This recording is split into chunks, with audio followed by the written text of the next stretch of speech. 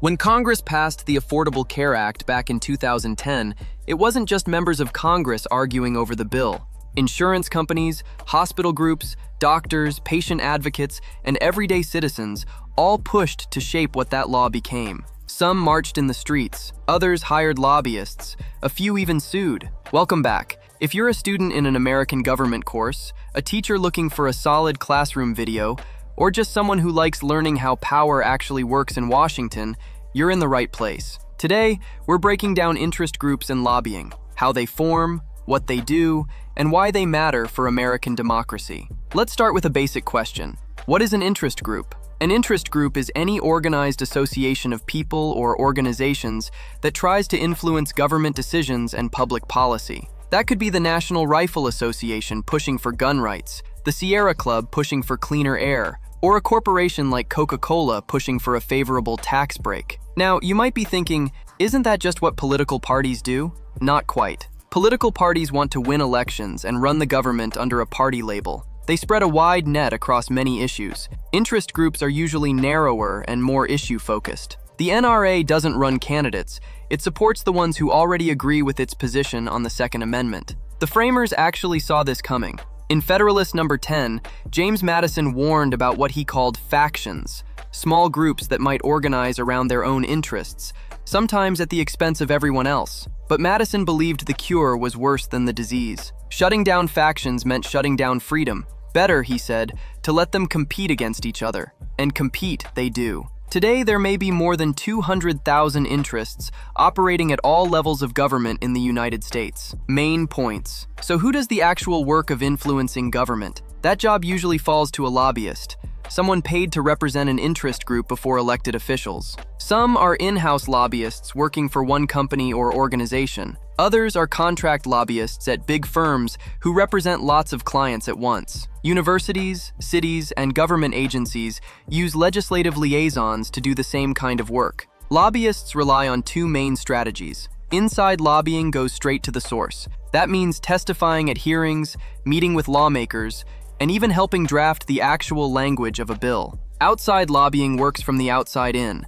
Press releases, media stories, and rallying members to call their representatives. Groups like the Sierra Club often mix both. Interest groups are also usually sorted into two big buckets. Private interest groups pursue narrow benefits for their members. A pharmaceutical company lobbying for a tax break is a good example. Public interest groups pursue what we call collective goods, benefits that spread across most or all citizens. Cleaner air, safer highways, and public education all fall into that category. But here's a puzzle. If interest groups produce benefits everyone can enjoy, why do people bother joining and paying dues? Economist Mansur Olson called this the collective action problem. Why work when you can free ride? If your neighbor writes the check, you still get the cleaner air. This is the same reason some students in a group project let everyone else do the heavy lifting. So how do interest groups overcome free riding? They offer incentives. Material incentives are tangible perks. AARP members get discounts on hotels and insurance. Solidary incentives come from being around people who share your concerns.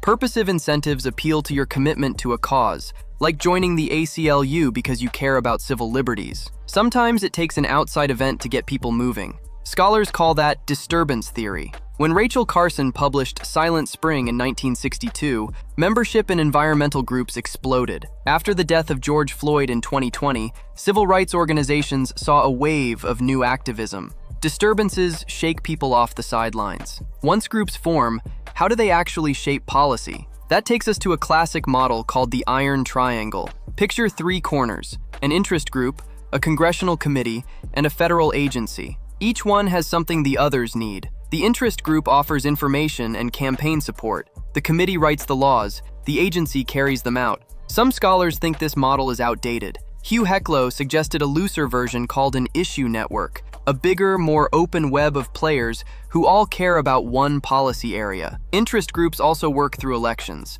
They form political action committees, or PACs, that raise money and give it to candidates who share their views. Since the 2010 Citizens United decision, corporations and unions can also fund super PACs, which face no limit on how much they can raise or spend on political messages, as long as they don't hand money directly to a candidate. Not everyone agrees this system is fair. Pluralist scholars like Robert Dahl argued that all active groups can find a way to be heard. Others aren't so sure. The elite critique, going back to E. Schneider, points out that wealthy and business interests almost always sing loudest. A newer view called neo-pluralism lands somewhere in the middle. Well-funded groups do have an edge, but public opinion and organized opposition can still change the outcome. Application and deeper example. Let's put this together with a real example: the fight over the federal minimum wage. Back in 2015, workers at McDonald's and other fast food chains walked off the job across the country. They were asking for $15 an hour. On the other side, the National Restaurant Association argued that raising wages would cost jobs. Groups like the Employment Policies Institute paid for billboards in Times Square, suggesting that raising the minimum wage would hurt the very workers it was trying to help. Look at what's happening here. You've got outside lobbying on both sides. Workers use protests, marches, and media coverage. Business interests use ads and issue campaigns. Both groups also work the inside game, meeting with lawmakers, funding sympathetic candidates, and shaping the language of proposed bills. You can also see the elite critique in action. Fast food workers don't have the cash to hire big contract lobbying firms. Their opponents do. And yet, this is where neo-pluralism comes in. The workers didn't lose. New York raised the minimum wage for fast food employees to $15 an hour. 28 states and the District of Columbia now have minimum wages higher than the federal level. In 2021, President Biden used an executive order to raise the minimum wage for federal contractors. That story shows something important. Money and access matter a lot, but so do public opinion, media attention, and organized effort. When enough people care about an issue, even underdog groups can push the needle. You can see the same pattern in other big fights: same-sex marriage, gun policy, immigration, and abortion access. Interest groups don't just show up on election day. They file lawsuits, submit amicus briefs to the Supreme Court, testify in hearings, and shape the news you read every morning. Conclusion and key takeaways. Let's tie it all together. Interest groups are how organized citizens, companies, and causes speak to government between elections. They form when people share a concern and find a way to overcome the free rider problem.